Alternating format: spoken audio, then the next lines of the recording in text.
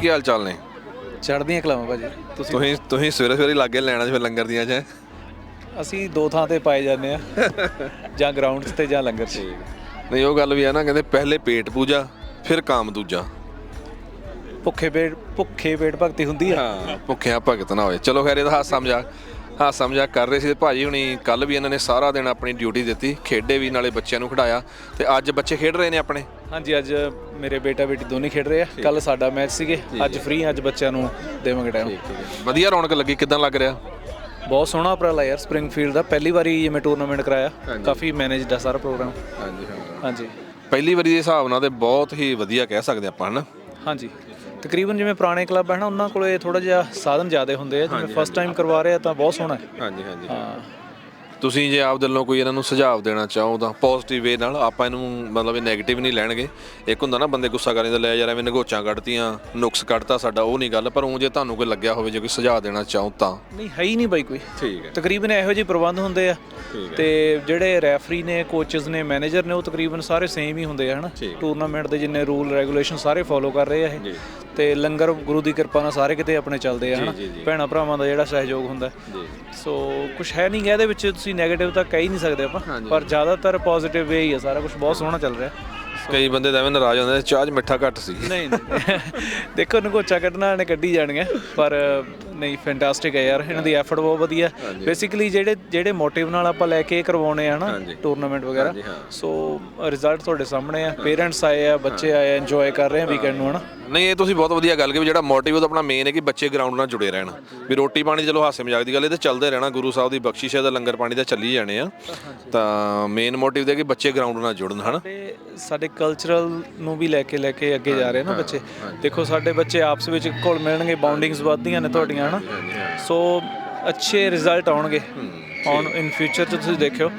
ਤੇ ਜਿਹੜੀ ਜੰਗ ਪਨੀਰੀ ਆ ਤਿਆਰ ਹੋ ਰਹੀ ਆ, ਤਾਂ ਹੋਰ ਵੀ ਰਿਜ਼ਲਟ ਪੋਜ਼ਿਟਿਵ ਹੀ ਹੈ ਇਹਦੇ ਸਾਰੇ। ਬਹੁਤ ਵਧੀਆ ਪ੍ਰੋਗਰਾਮ ਹੈ, ਬਹੁਤ ਵਧੀਆ ਉਪਰਾਲਾ ਹੈ। ਇਹਨਾਂ ਨੂੰ ਥੈਂਕਸ ਕਰਨਾ ਬਣਦਾ, ਤੁਹਾਡਾ ਵੀ ਥੈਂਕਸ ਕਰਨਾ ਬਣਦਾ। ਤੁਸੀਂ ਵੀ ਕੱਲ੍ਹ ਦੇ ਇਹਨੂੰ ਕਵਰ ਕਰ ਰਹੇ ਹੋ ਭਾਜੀ, ਕੈਮਰੇ ਦੇ ਪਿੱਛੇ, ਇਹਨਾਂ ਦਾ ਵੀ ਥੈਂਕਸ। ਤੁਸੀਂ ਥੈਂਕ ਯੂ ਭਾਜੀ, ਕਵਰ ਕਰਕੇ ਜਿਹੜੇ ਘਰੇ ਬੈਠੇ ਆ ਉਹਨਾਂ ਤੱਕ ਗੱਲ ਪਹੁੰਚਾ ਰਹੇ ਹੋ, ਤਾਂ ਕਿ ਉਹ ਵੀ ਮੋਟੀਵੇਟ ਹੋ ਕੇ ਨੈਕਸਟ ਟਾਈਮ ਆਪਦੇ ਬੱਚਿਆਂ ਨੂੰ ਲੈ ਕੇ ਗਰਾਊਂਡ 'ਚ ਆਉਣ, ਹੈ ਨਾ? ਬਹੁਤ ਸੋਹਣੀ ਗੱਲ ਹੈ, ਤੁਹਾਡਾ ਵੀ ਬਹੁਤ ਵਧੀਆ ਉਪਰਾਲਾ। ਥੈਂਕ ਯੂ ਭਾਜੀ, thank you very much, thank you.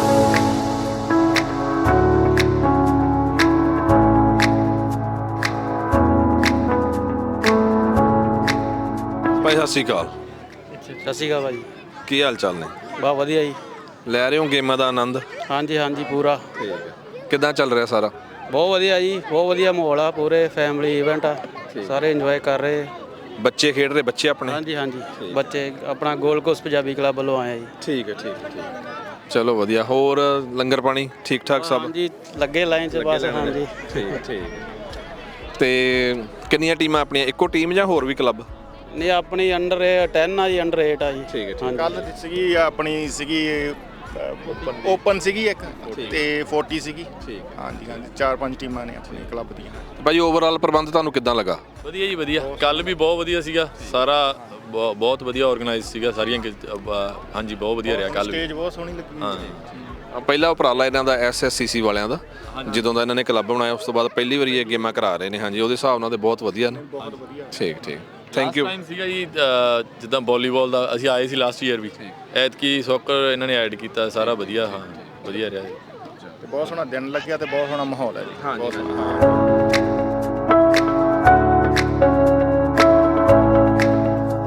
ਕੀ ਹਾਲ ਚਾਲ ਨੇ? ਸਤਿ ਕਵਾ ਬੈਠੇ ਹੋ, ਧੁੱਪ ਸੇਕ ਰਹੇ ਹੋ? ਧੁੱਪ ਸੇਕਦੇ, ਉੱਥੇ ਚੱਲਦੇ ਆ। ਹੋਰ ਕਿੱਦਾਂ? ਠੀਕ ਠਾਕ, ਵਧੀਆ। ਖੇਡ ਰਹੇ ਬੱਚੇ ਆਪਣੇ, ਪੋਤੇ ਪੋਤੀਆਂ? ਹਾਂ, ਪੋਤੇ ਖੇਡਦੇ ਆ। ਠੀਕ ਹੈ। ਕਿੱਥੋਂ ਇੰਡੀਆ ਤੋਂ? ਜਲੰਧਰ ਜ਼ਿਲ੍ਹਾ। ਜਲੰਧਰ ਜ਼ਿਲ੍ਹਾ ਦਾ ਪਿੰਡ ਕਿਹੜਾ ਜੀ? ਪਿੰਡ ਬਿੱਲੀ ਚਾਓ। ਅੱਛਾ ਜੀ, ਠੀਕ ਹੈ। ਹਾਂਜੀ। ਕਿੰਨੀ ਉਮਰ ਹੋ ਗਈ ਬਾਪੂ ਜੀ ਆਪਣੀ? 90 ਸਾਲ ਹੋ ਗਈ ਆ। ਵਾਹ, ਕੀ ਬਾਤ ਹੈ। 90 ਸਾਲ ਹੈ। ਮੈਂ ਉਹ ਪਾਰਕ ਜਦ ਖੇਡੇ ਸੀ ਨਾ, ਹਾਂਜੀ। ਮੈਂ ਬੀਣੀ ਫੜੀ ਸੀ।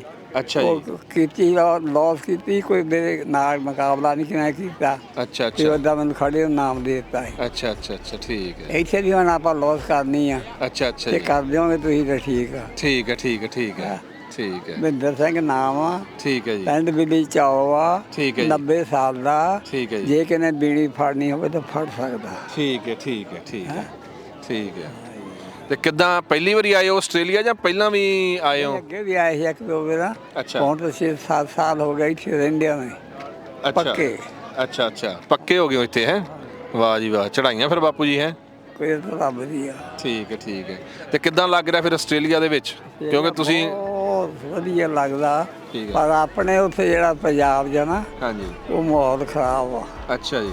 ਹਾਂਜੀ, ਉਹ ਇਦਾਂ ਵੀ ਕੋਈ ਵੀ ਸੋਨਾ ਪਾਇਆ ਹੋਵੇ, ਕਿਸੇ ਦੇ ਪਾਇਆ ਹੋਵੇ, ਹਾਂਜੀ ਹਾਂਜੀ ਚਾਹੇ ਬੁੜੀ ਦੇ ਜਾਂ ਬੰਦੇ ਦੇ, ਹਾਂਜੀ। ਉਹ ਲਾ ਲੈਂਦੇ ਆ, ਠੀਕ, ਛੱਡਦੇ ਠੀਕ, ਨਹੀਂ, ਠੀਕ, ਚਾਹੇ ਮਾਰ ਸਕਦੇ, ਬਾਂਹ ਵੱਢ ਠੀਕ। ਬਾਂਹ ਵੱਢ ਸਕਦੇ। ਚਲੋ ਖੈਰ ਇੱਥੇ ਤਾਂ ਠੀਕ ਠਾਕ ਹੈ ਨਾ ਸਭ? ਹਾਂ, ਚੜ੍ਹਦੀ ਗੱਲ।